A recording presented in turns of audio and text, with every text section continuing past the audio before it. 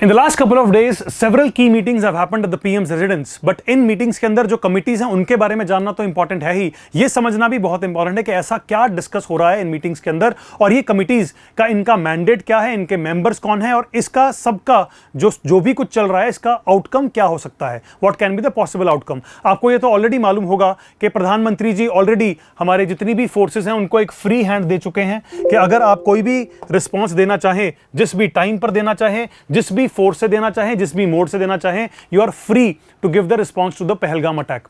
Now let us try to first decode, एक एक करके इन तीनों कमिटीज को अंडरस्टैंड करते हैं, उसकी कॉम्पोजिशन समझते हैं ताकि आपको समझ में आए कि एक्चुअली में चल क्या रहा है।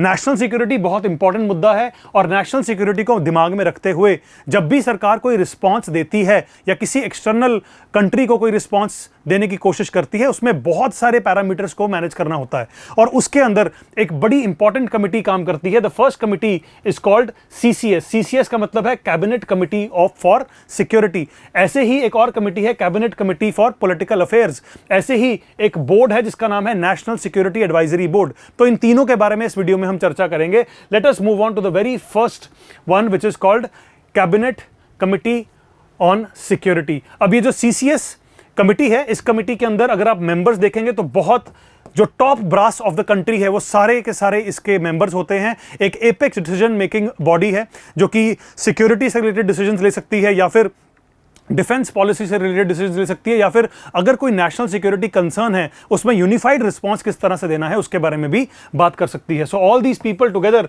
Have sat twice. अब दो बार ये जो कमेटी है ऑलरेडी मीटिंग कर चुकी है। पहली meeting immediately after the Pahalgam attack हो चुकी थी और सेकंड मीटिंग कल भी हो चुकी है। In fact even I think today the meeting has happened. और इस पर्टिकुलर कमेटी ने जब पहली मीटिंग करी थी उस पहली मीटिंग में ही बहुत अहम डिसीजन ये कमेटी ले चुकी थी।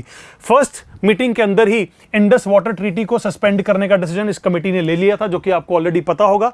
वीजा रिस्ट्रिक्शंस इंपोज कर दी गई हैं, ट्रेड तो खत्म कर ही चुके थे, डिप्लोमेटिक स्टाफ को भी रिड्यूस करने का डिसीजन इस कमेटी ने ले लिया था। तो इस कमेटी ने इससे पहले भी जो फ्रेंच रफेल फाइटर्स की डील है उसको भी अप्रूव किया था 2016 में। तो जब भी कोई नेशनल सिक्योरिटी डिसीजन लेना होता है तो सीसीएस कमेटी बहुत अहम कमेटी है। सब लोग आसपास आकर बैठते हैं और सिचुएशंस को समझते हैं। जो भी ऐसे डिसीजंस होते हैं जो बड़े इंपॉर्टेंट होते हैं नेशनल सिक्योरिटी के लिए, वो इस पर्टिकुलर कमेटी के मदद से लिए जाते हैं। This was the first committee.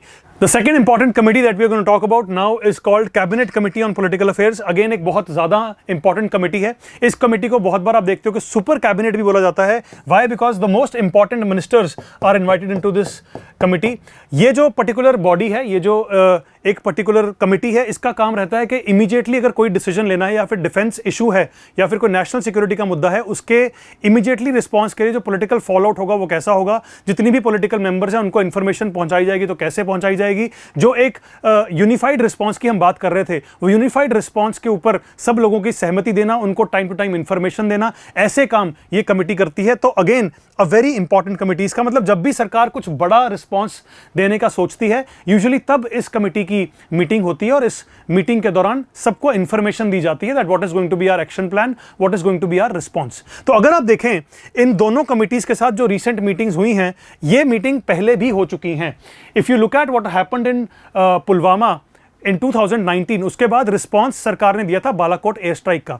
जब बालाकोट एयर स्ट्राइक का रिस्पांस दिया तो उस टाइम पर भी हमने सीसीएस कमेटी की मीटिंग देखी थी, उस टाइम पर भी हमने सीसीपीए की कमेटी की मीटिंग देखी थी। उस समय पर इस पर्टिकुलर कमेटी ने, जो कैबिनेट ऑन सिक्योरिटी थी, इस पर्टिकुलर कमेटी ने हमने ऑथराइज करते हुए देखा था कि they authorise the Balakot air strike and immediately after that CCPA के साथ मीटिंग हुई और सीसीपीए ने मैनेज किया कि किस तरह से कम्युनिकेशंस होंगी, किस तरह से डोमेस्टिक या फिर इंटरनेशनल मैसेजिंग जो बाकी कंट्रीज को है वो कैसे की जाएंगी। And immediately we saw the outcome. जितने भी जैश ए मोहम्मद के कैंप्स थे डिफरेंट एरियाज में, उनको डिस्ट्रॉय किया गया। सो ये बड़ी अहम चीज है कि दोनों कमिटीज के साथ आज मीटिंग्स हो चुकी हैं। थर्ड इंपॉर्टेंट अपडेट हमारे पास जो आई है वो है कि नेशनल सिक्योरिटी एडवाइजरी बोर्ड को भी रिवैम्प कर दिया गया है। So let's first try to understand कि इस पर्टिकुलर बोर्ड का काम क्या होता है। This board functions under the NSC, मतलब नेशनल सिक्योरिटी काउंसिल के अंडर, प्रधानमंत्री जी के अंडर ये पर्टिकुलर जो बॉडी है ये काम करती है। बड़ी क्लियर सी चीज इससे नाम से ही समझ में आ रही है कि ये एक एडवाइजरी बॉडी है। तो सरकार का रिस्पॉन्स कैसा हो सकता है, क्या क्या ऑप्शंस हो सकती हैं सरकार के पास, किस किस तरीके से रिस्पॉन्स दिया जा सकता है, वो सबके एडवाइस ये दे सकती है body. Yes, the advice that they give is not binding. एक नॉन स्टैट्यूटरी बॉडी है, एडवाइजरी नेचर की बॉडी है। ये सिर्फ और सिर्फ नेशनल सिक्योरिटी काउंसिल के लिए नहीं बल्कि नेशनल सिक्योरिटी एडवाइजर को भी एडवाइज कर सकती है। तो मतलब ये अजीत डोवाल साहब को भी बता सकते हैं कि क्या क्या रिस्पॉन्स इसमें हम कर सकते हैं, क्या क्या इसके फॉलोआउट्स होंगे, क्या क्या बेनिफिट्स होंगे, क्या क्या इसके साथ हमें प्रॉब्लम्स फेस करने को मिल सकती हैं। इंटरेस्टिंग चीज ये है कि इस पर्टिकुलर बोर्ड के अंदर तीनों ही पैरामीटर से लोग आपको देखने को मिलते हैं। मतलब मिलिट्री विंग भी इसके अंदर दिखता है, पुलिस का विंग भी दिखता है, इवन डिप्लोमैट्स भी यहां पर आते हैं। तो आपको यहां पर आईपीएस ऑफिसर्स, आईएफएस ऑफिसर्स, इसके अलावा जो एयर मार्शल्स हैं या फिर जो आर्मी के लोग हैं, लेफ्टिनेंट जनरल्स हैं, वो आपको सब इसके अंदर दिखते हैं। सो बहुत अहम मीटिंग होगी इनके साथ भी, और ये रिवैम्प कर देना और इस रिवैम्प के साथ साथ आलोक जोशी को अपॉइंट कर देना अपने आप में एक बहुत इंपॉर्टेंट स्टेप है। इससे पहले ना आपके मन में एक जाहिर सा सवाल आएगा कि हु इज आलोक जोशी। आलोक जोशी एक बहुत इंपॉर्टेंट आईपीएस, बहुत ही सेलिब्रेटेड आईपीएस ऑफिसर रह चुके हैं और ये बहुत लंबे समय का टेन्योर अपना रॉ के अंदर निकाल चुके हैं। बहुत जबरदस्त ऑपरेशन इनके टेन्योर में हुए हैं। So he has been appointed now the head of the national security advisory board. इस एडवाइजरी बोर्ड में टोटल 7 मेंबर होंगे। उन 7 में जो हेड करेंगे अब इस पर्टिकुलर बोर्ड को, वो आलोक जोशी हेड करेंगे। सो इससे भी हमें समझ में आ रहा है कि सरकार और the government is now becoming very serious about what response is to be given to what has happened in Pulwama. इस पर्टिकुलर बोर्ड का मैंडेट बहुत साफ साफ लिखा हुआ है कि लॉन्ग टर्म स्ट्रेटेजिक एनालिसिस करके जो भी रिकमेंडेशन होनी है वो देनी है। सिक्योरिटी के ऊपर एडवाइस कर सकते हैं, डिफेंस के ऊपर या फिर डिप्लोमेटिक स्ट्रेटेजी के ऊपर भी एडवाइस कर सकते हैं। सिग्निफिकेंस ऑफ रिवैम्प, इसको रिवैम्प करना कितनी बड़ी बात है, बहुत ज्यादा इंपॉर्टेंट बात है। मतलब जब भी सरकार को नेशनल सिक्योरिटी थ्रेट महसूस होता है उस टाइम पर सरकार इस तरह के काम करती है। इसके अलावा इससे पहले इसका जो मेजर रिवैम्प था वो 2018 में होता, तो लगभग आफ्टर 6 years और 7 years this is happening again. Now you already know that there is a lot of news going on. How will India react?